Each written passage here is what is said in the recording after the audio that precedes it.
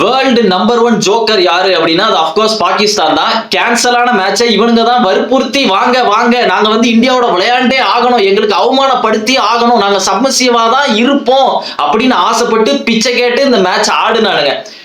Abhishek சர்மாவோட wicket எடுத்தோன்னே ஏதோ சல்மான் அலி ஆகர் வந்து மேட்சே ஜெயிச்ச மாதிரி நான் போட்ட பிளான் ஒர்க் அவுட் ஆயிட்டு அபிஷேக் சர்மாக்குன்னு ஓடுனா.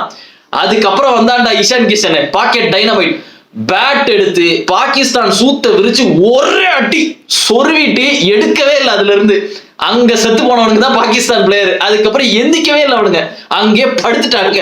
அதுக்கப்புறம் இஷான் கிஷன் அவுட் ஆனதுக்கு அப்புறமும் இந்த தாரிக்கு இவனுங்கெல்லாம் வந்துட்டு கொஞ்சம் மெயின்டைன் பண்ணி சூரியகுமார் திலக் வர்மாவெல்லாம் கொஞ்சம் டெஸ்ட் மேட்ச் ஆட வச்சுட்டு இருந்தானுங்க.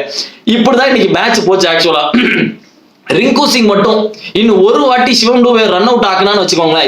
இதோட 2வது வாட்டி இன்னும் ஒரு வாட்டி சிவம் டூபே ரன் அவுட் ஆக்குனா கண்டிப்பா அடுத்த மேட்ச்ல சிவம் டூபே அடிச்சிருவான் ரிங்கு சிங்க 100%. நம்ம வந்துட்டு ஒரு ஹர்பஜன் சிங் வர்சஸ் ஸ்ரீசாந்த் நம்ம பார்க்கலாம் அந்த இடத்துல.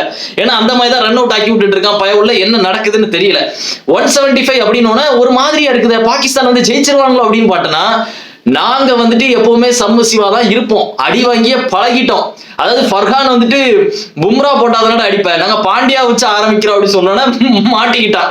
மொத்த டீமும் கவுந்துட்டு 114க்கு.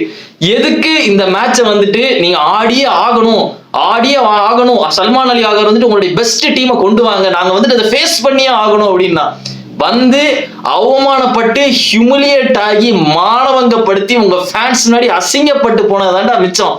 எத்தனை வாட்டிலாம் அது ரைவல்ரின்னு சொல்லிட்டு அடி வாங்குவீங்க.